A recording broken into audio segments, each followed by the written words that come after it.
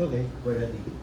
If Father, the Son, Holy Spirit, and Hail Mary, full of grace, the Lord is with thee, blessed art thou among women, blessed is the fruit of thy womb, Jesus. Holy Mary, Mother of God, pray for us sinners, now at the hour of our death. Amen. Saint Faithful, Pray for us. Saint John, Pray for us. Son of the Spirit. So good afternoon, good evening. So we move on with our topics for the doctrine class. And the topic today is on the Holy Eucharist. I think this is the first class on it. There will be a second class at the same topic as well. Well, you may have heard of many converts, quite a number of them, who opted to change their religion, to leave their Protestant religion or their Anglican religion, and join the Catholic Church. The one celebrated case is the one of the recently made saint, declared saint, John Henry Newman, who was a high Anglican official, ecclesiastical official, very prestigious in his work, preacher, very intelligent fellow. But when he started studying, especially the history of the church, he little by little realized he was not in the right place. And when he was expressing his intentions not to change his faith, his church, his friends, little by little, one by one, left him. It's very sad that this happened, and he suffered a lot for this. And still, he proceeded. He was warned that his high salary, because of his position, would disappear. And he did not consider that really a difficulty.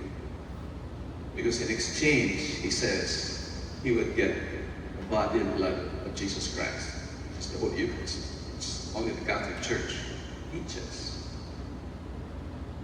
The bread that Jesus talked about in chapter 4 of St. John's Gospel is not just bread or symbolic of the body of Christ, because our Lord did not stop his disciples from feeding him when he little by little revealed, clarified. He was talking about his flesh, his blood. And he did not move, he did not change it. He let them leave. He asked his apostles the same question, will you also leave? And St. Peter spoke for the rest, saying that to whom shall we go? You have words of eternal life. So this is the class about this bread that Jesus talked about. Unless you eat of this bread and drink his blood, you shall not have life in you. So this is a doctrinal exploration of the sacrament. It's one of the sacraments. It's not just like any sacrament. It's the central sacrament. Because it does not contain the means for grace, but it contains the author of grace. So Jesus is truly present. It's very important to repeat, because the devil doesn't like it. To say that he is truly, really, and substantially present. His body, blood, soul, and divinity. There in the Eucharist. So what is it? It's a Greek term, you know. Eucharist is a Greek term which means gratitude, thanksgiving. So it's interesting that it was adopted as the term for this sacrament, where we have the present whole Christ. There's nothing accepted, nothing lacking. His body, entire blood, all soul and divinity. All of that is contained in that piece of bread and volume of wine. Bread and wine that is converted into the substance of Jesus Christ. And this Eucharist makes present the redemptive sacrifice of our Lord, what we call the Paschal Mystery. The Paschal Mystery is the movement of from the state of sin to salvation. Just like Israel, the Israelites were enslaved by the Egyptians, and our Lord sent Moses to free them. So he brought them from Egypt to the Promised Land. Not a short distance, but they traveled a lot, long, to reach the place. And all of this is symbolic or code for the transformation that man undergoes, no? With the salvation wrought by Jesus Christ. So from the state of sin to the state of grace, or from the state of grace to a higher state of grace. So his presence is not static, like a statue, like the Virgin Mary here. It is active, it's alive, and animated by the dynamism of his love. He loves us very much. That's why he stayed here with us. He found a way for us to have him, to remember him. You know, when the Israelites in their religion, Jewish faith, whenever you talk about remembrance, it's not like so you go abroad because you have to study and you leave behind here your girlfriend, and you exchange souvenirs or remembrances. So you give her your shoes, or she will give you a lock of her hair, and you keep the remembrance. The thing is, the problem with that is that it makes you, helps you remember, but does not make her present. The shoes do not make him present, her entirely. Truly, the Eucharist is a remembrance. So if you remember something that happened in the past, but like the Jews, when they performed the sacrifice of the Passover, which is this root of Paschal, Passover from Egypt to Israel, to the Holy Land, or liberation of Israel, rather from Egyptian slavery to freedom. That passage is made present again. The very same sacrifice that Jesus did to save us, which is his crucifixion, is made present again. So that's a mystery, and supernatural mystery. Okay. So he says there in the words of consecration, do this in remembrance of me, he says. But the words of consecration, converting the bread and wine to his body, blood, and soul, and divinity, are present tense and sacrificial in nature. My body, which is given up for you, the shedding of his blood. His blood is shed. So like pigs, when they're slaughtered, you cut their necks, that they bleed. They're made to bleed to death. So our Lord bled. Okay, so it's a sacrament of love. Our Lord underwent Calvary because he loved us. He wanted to pay the price for our sins. We offended God, and he wanted to pay for it, to make up for it. Like you, when you cheat in an exam, well, you have to pay for it. No? You are punished, you are expelled, or something. You pay a fine. No? So our Lord underwent all this action of his Paschal mystery because he loves us. That's why it's called a sacrament of love.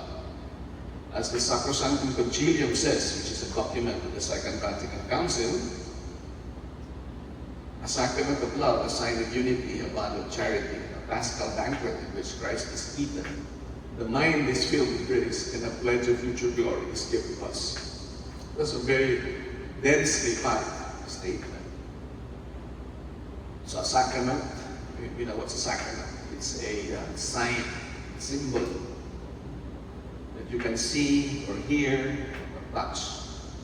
But it's a sign that makes what it says, the sign, what it says, true or real, actual. So this is my body which is given up for you. So our Lord gave up his body on the cross. So that is made present here and now when the Mass is said. Such that, as Venerable Fulton Sheen would say, using an analogy, that if the Virgin Mary, who was present at Calvary, closed her eyes, she could very well be present in any Mass in the world throughout history since then. Or we also, now, when you hear Mass, Sarangani here, close your eyes, you can really be present there in Calvary. And because the Eucharist transcends time. Because God is beyond time. So he is past, present, and future. In the present, everlasting present. So it's a sacrament of love, a sign of unity, because we're all there gathered. We eat the same food. We take from the same bowl of soup. So we're united as a family. It's a bond of charity, because we eat one bread. Like the Last Supper painting of here, depicted. They're together. And it's so amazing that one of them is Judas Iscariot. But not so far away, not so far from behind that is all of them. Because they all ran away from our Lord. Although Jesus gave them his body to eat and his blood to drink. And they promised that they would stick it out with him. They all left. John the Evangelist was the only one who stayed in Calvary, at the foot of the cross with Mary. So he was able to go back, to return to the fold. So it's a bond of charity, a Paschal banquet. We are celebrating actually a victory. So it's a banquet. But not only a banquet, because people like to emphasize this banquet like in a fiesta, no? You have dinner or luncheon, so we're all together there celebrating whatever, the wedding or the 100th birthday of an elderly person. So we're celebrating. But it's not only a banquet, it's a sacrifice. The Eucharist is also a sacrifice. It's all of that rolled into one. So where the mind is filled with grace, pledge of future glory. So that host is is a portal to everlasting life. Because that's God, and God transcends time. So the promise of Capernaum is a seaside town in Holy Land, in Galilee, in the north of Israel, along the Sea of Galilee. Galilee is the place where you'll find Nazareth, Cana, and Capernaum. Capernaum also was very lucky because Jesus changed residence from Nazareth to Capernaum.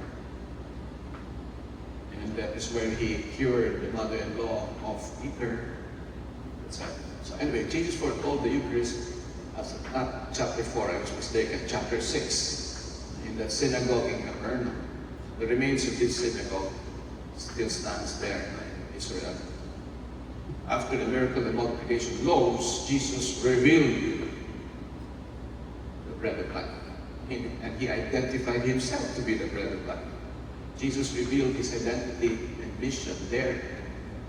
Because when he multiplied the loaves and fish, good for more than 5,000 people, so he showed that his power. He could make bread from anything.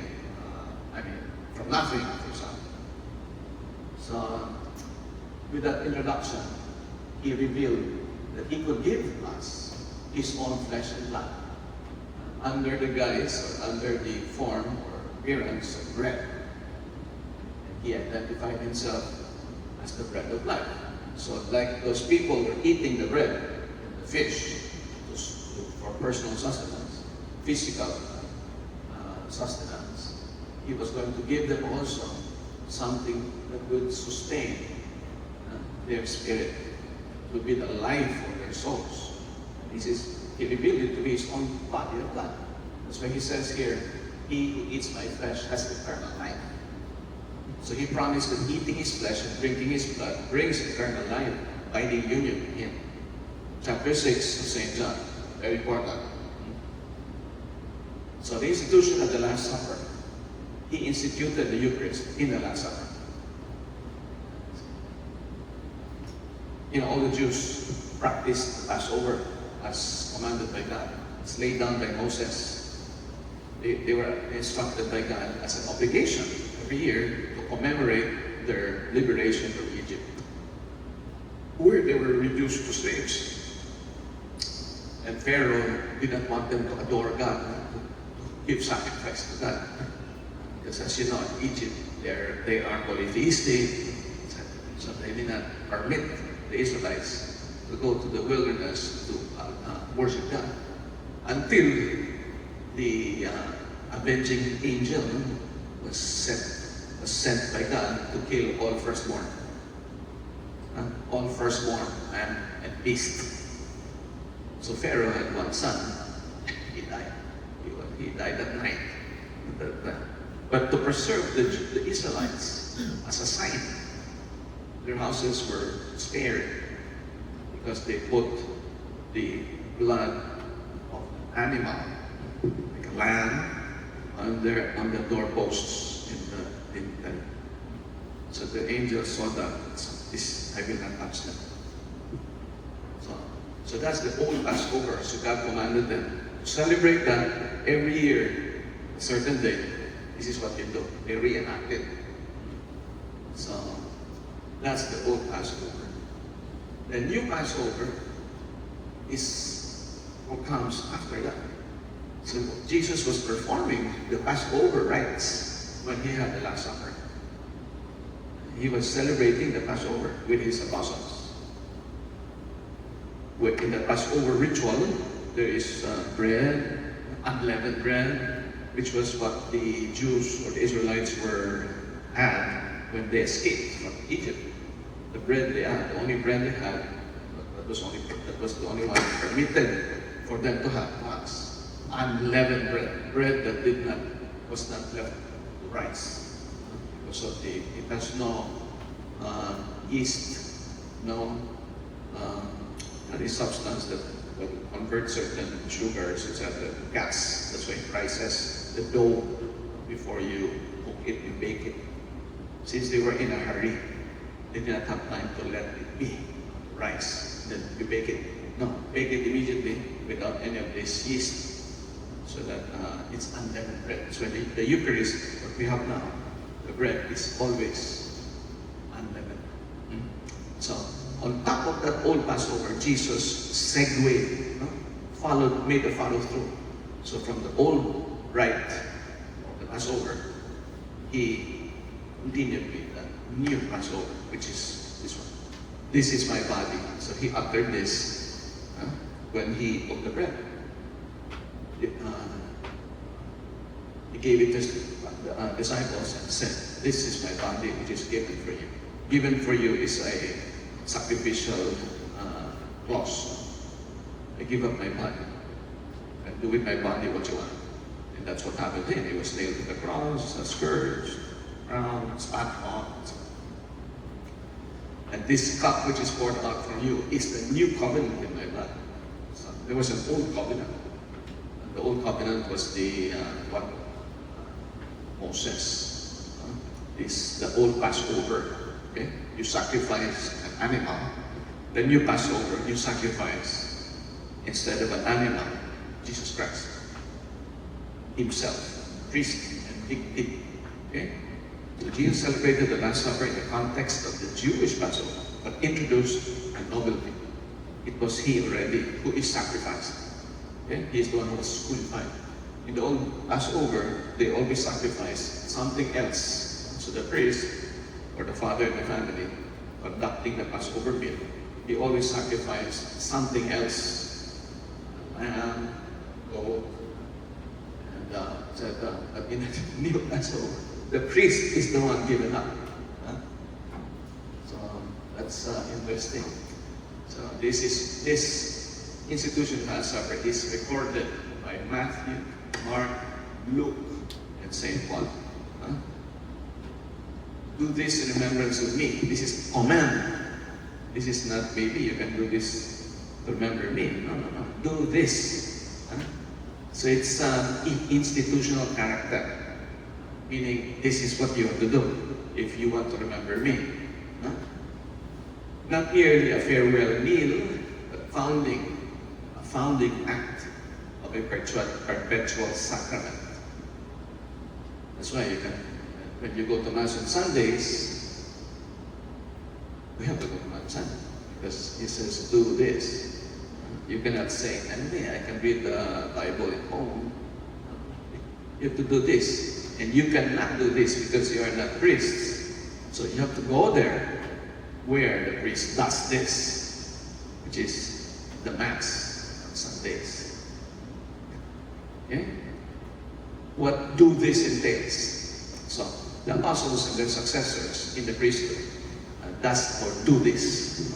They're the ones who celebrate the Eucharist and they conduct the Eucharist.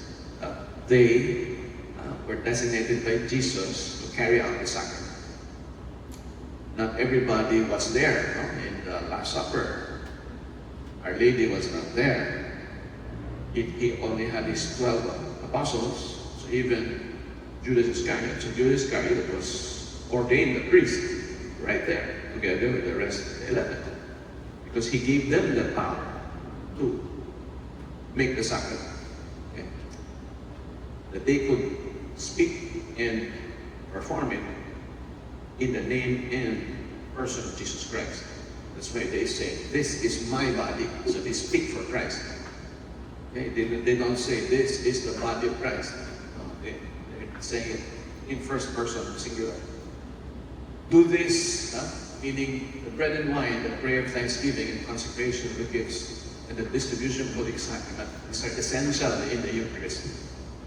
That there is bread and wine, that there is this prayer of thanksgiving.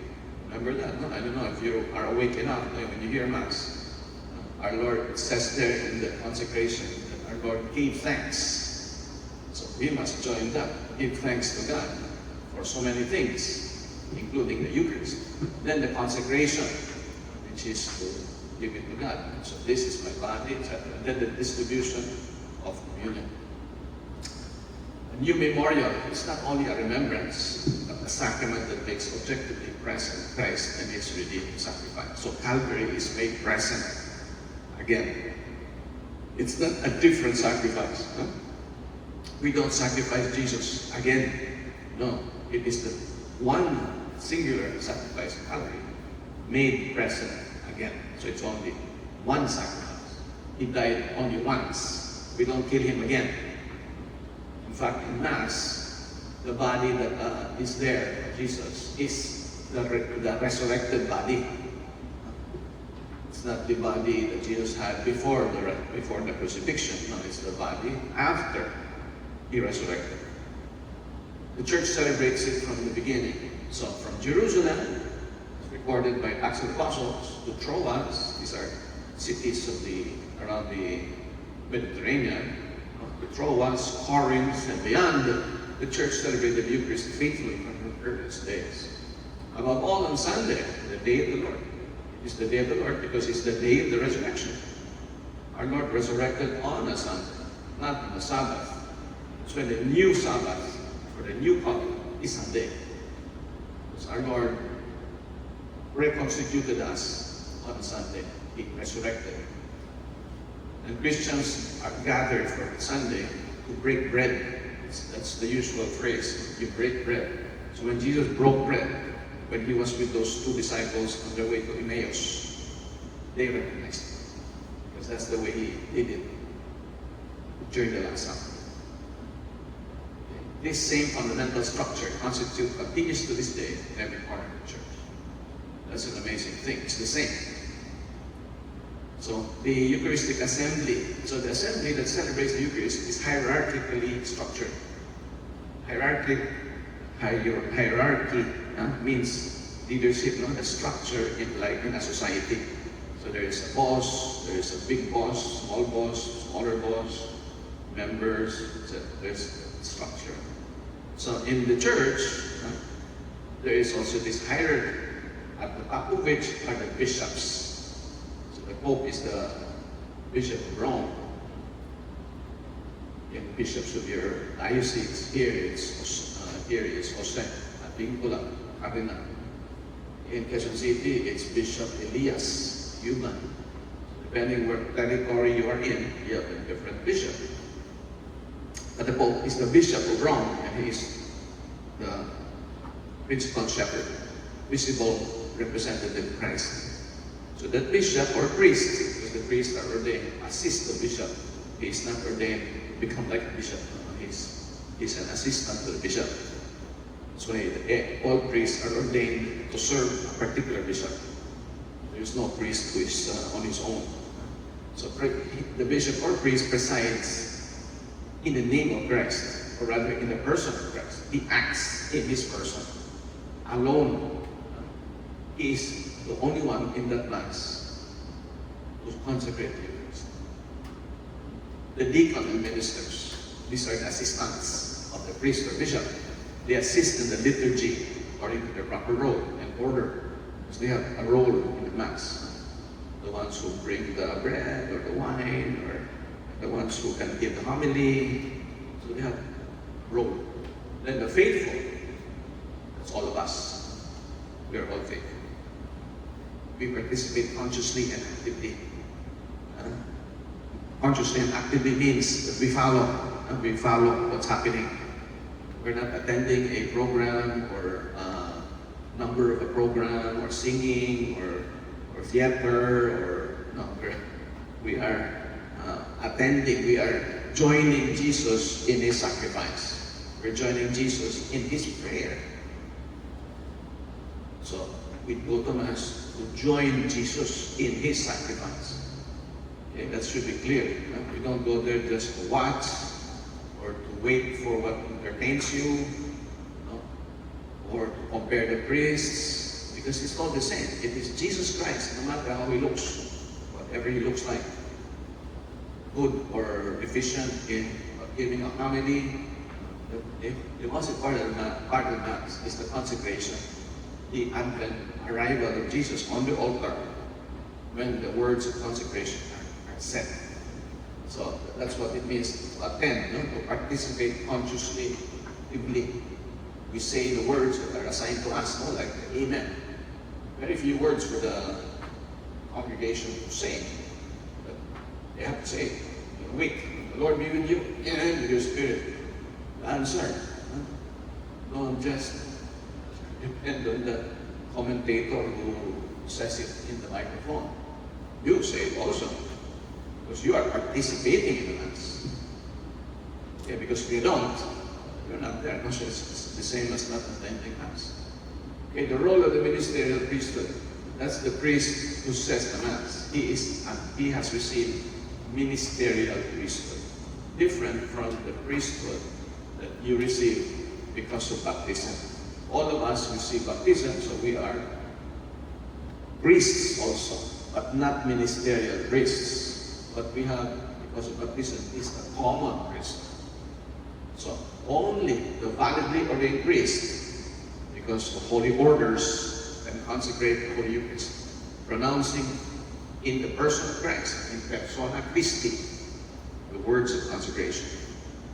So he says, this is my body, because he's speaking in the person of Christ. So the power of that to effect the change is because of Christ, not the priest. Father so and so, no. So it's the same. If he says it sleepily, he says it consciously, it will happen. The minister is a gift the assembly receives through episcopal succession, going back to the apostles. So that for example, any priest is ordained by somebody up to the apostles, no? 9 apostles. There are two parts in the celebration of the Mass, in the Eucharist. The liturgy of the Word and the liturgy of the Eucharist. Two parts. The first part, liturgy of the Word, is a remnant of Jewish synagogues. Because in the Jewish synagogue, they had reading of the scriptures and they, like an explanation. The Protestants, they have this part, the liturgy of the Word, singing, psalms, hymns. That's the liturgy of the Word. But they do not have the liturgy of the Eucharist because none of them is a priest with the power to effect change of the bread and wine to his body and blood, soul, and divinity. So the liturgy of the Word, there's the proclamation, reception of the Word of God. In the liturgy of the Eucharist, there is the offering of the bread and wine. Eucharistic prayer, which where you find the words of consecration, and then and the Mass ends after the communion. These two great moments, these two great parts, form one single act of worship. So you cannot say, I will attend the second part, that's the most important part. No, you have to attend both, because that's one single act of worship. So attend from the very first, in the name of the Father, and the Son, and the Holy Spirit, until the last, in the name of the Father, and the Son, and the Holy Spirit. So don't be late. It's a very special occasion. You don't get late, arrive late, usually in special occasions. The coming of God is important, the most important thing that you can imagine that can happen on earth.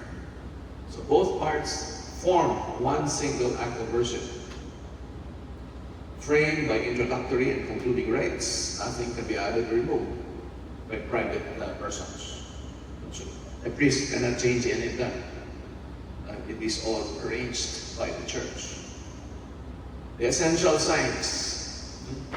First, you have the maca. What do you use in the sacrament? Wheat bread, unleavened, grape wine, necessary material elements for that sign. Because the bread is staple in that culture to be eaten. They eat bread. And they drank wine. Wine was like water. That's why Mary asked her son in Cana to help, because they ran out of wine. So they needed wine, especially with that joyous occasion, wedding. So Jesus made a miracle, right? And the form is what you say to indicate what these materials are supposed to become or do. So the form is composed of the words of consecration, pronounced by the priest in persona Christi, in the person of Christ. Because if he says it,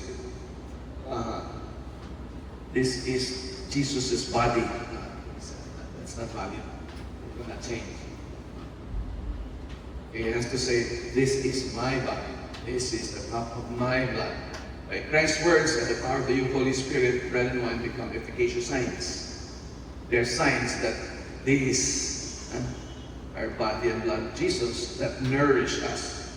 So you eat the bread and you drink the wine. They nourish us as food and drink. That's why we believe in the real presence of Christ. Meaning, Jesus is really there. So this is a technical term, which is good to say. That in the church, where there is the tabernacle, the light, the sanctuary lamp is on, so the real presence of Christ is there. Someone will say, well, God is everywhere, which is wrong also. But here, in terms of space and time, He is here, not as a symbol, not as a meaning or figure, but really present, body, blood, soul, and divinity. Okay? So Christ is present in a unique, supernatural, and mysterious way. And the technical phrase, description is truly, really, and substantially present. Memorize it. Truly, really, and substantially present. So it is not a symbol, it is not a figure of speech. He is not there like, we just use this bread to mean his body, but after the ceremony, no more. No, he is stable there. Because this is my body. He did not say this is for 2 minutes my body. No. It's my body. So our Lord is there, the real presence is there, as long as the sign is there. What is the sign? The sign of bread. Because when you eat the bread, no? The bread, the sign of the bread, taste, weight, the shape, color. It gets dissolved inside your stomach. So the real presence disappears whenever that sign disappears. So somebody out of hatred for Jesus receives communion, but he removes it from the tongue, puts it in his pocket, goes home, and then burns it. He burns it, so the sign disappears, and therefore the real presence disappears also. Okay? Just to explain this concept of the real presence and how long it is there. We do not have in the tabernacle the wine, because the sign of the wine easily degrades. The bread is more stable, lasts longer. The wine, it can become vinegar, it can ferment, so it's much affected by humidity, much more than the bread. The bread is more stable, it has a longer shelf life. Okay, so there is many presences, one supreme presence, which is the Eucharist. So Jesus is present in His Word, in common prayer, where 2 and 3 are gathered in my name. He is there in the midst. In the poor and the sick, Jesus identifies Himself with the least of His brothers and sisters, the sick, the hungry, the thirsty, the naked. All right, Jesus identifies Himself with them, each one of them.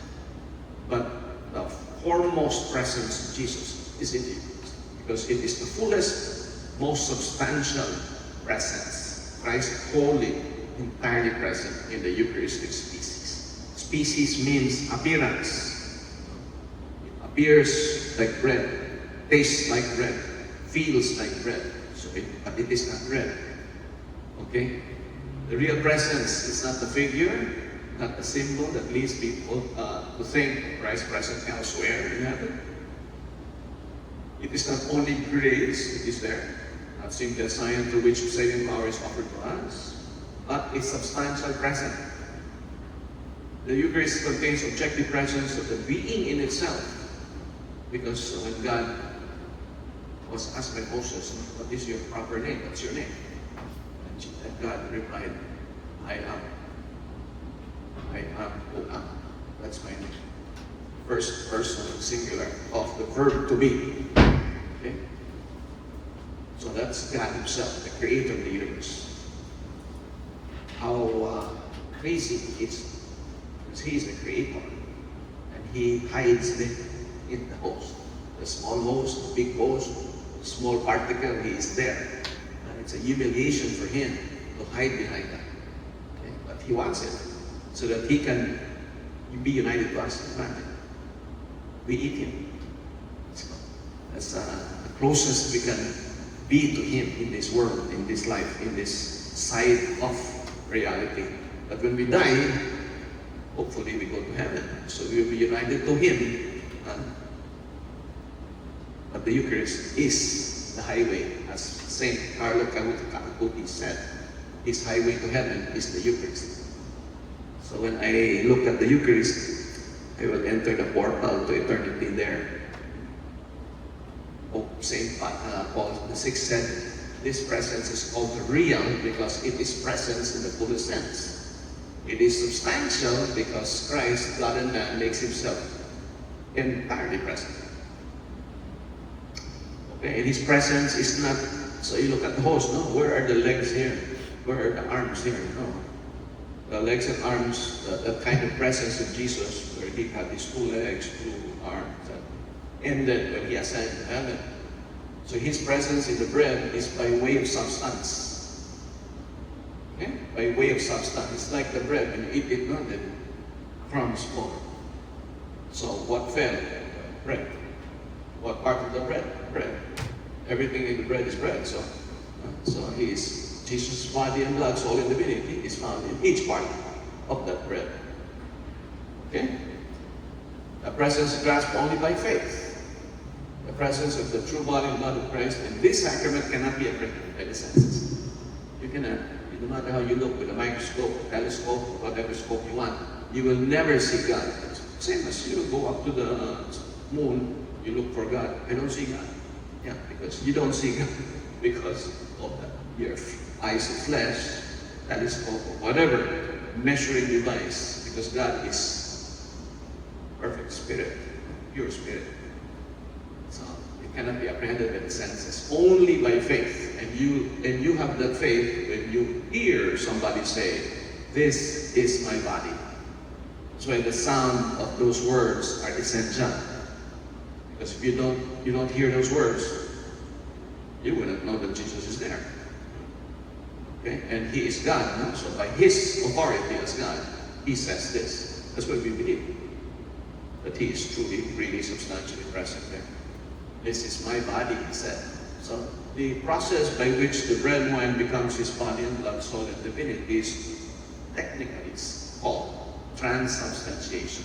Another term that's worthwhile to keep in mind, to remember, and when you describe what happens on the altar. The change of substance is called transubstantiation. The bread becomes the body of Christ. When you say it becomes the body of Christ, that does not mean the blood is not there. Wherever you have the body, you have the blood. Where you have the blood, you have the body. So both body and blood, and entire Christ is in the bread, and entire Christ is in the wine, consecrated wine. So by the consecration, the whole substance of bread becomes the body of Christ, and the whole substance of the wine becomes His blood. Complete body, blood, soul, and divinity. While the appearances, species of bread and wine remain unchanged. When that changes, it disappears. This change in the Catholic Church has fittingly called transubstantiation. That term was coined by St. Aquinas, who lived in the 13th century. The Council of Trent happened in the 16th century. So that term is the most accurate term. If you find a better term, propose it. The Church might adopt it. So the appearances remain unchanged. Substance is the one that's transformed. The permanence of the presence. So Jesus is there in the altar during the Mass. He is also present in the smaller hosts, in the ciborium. The ciborium is like a small chalice beside the big chalice. It is placed in the tabernacle. It can be brought to the sick, to those who cannot go to church for communion. And you can get the host, small host also from the tabernacle for those who want to visit communion outside the Mass. Okay, Christ remains present as long as the Eucharistic species endure. The breaking of the bread is not divine bread. So when I break the bread into two, that doesn't mean that the right side of Jesus is here and the left side. No, Jesus is present, whole and entire in each part. He's present, whole and entire in each part of the species. Okay. Key takeaways. The Eucharist makes Christ truly present. That's why we have like overnight vigils. So whole night we can stay there praying to God. During World Youth Day, we try to imitate this to a certain extent. Or the whole night also. Or you have this Blessed Sacrament Chapel. So our Lord is exposed. You see the whole bread there. It is instituted at the Last Supper. Because He said, "Do this in remembrance of me." He established perpetual sacrament, celebrated only by ordained priests. Transubstantiation is the how changes. The substance of bread and wine wholly transformed into the body and blood, soul and divinity of Jesus Christ. As long as the appearances are still there. So you can read this also. There are many materials about the Eucharist. You can imagine, since it's the summit the center of our lives in the church. All the sacraments are directed to the Eucharist. A lot has been written about it. Okay, any questions? Yeah? Okay. I'm wondering, why did Christ choose to highlight bread and wine specifically? Why? Because bread and wine were very common, food and drink. Remember, the sign, and the sign is nourishment. Just like water running on your skin is washing, it's cleansing. That's the same from your soul. So the bread and wine were staple food and drink. And bread and wine were symbols also of work. Bread is made up of wheat seeds that you pound on or you make into wheat flour. And grapes, wine is made up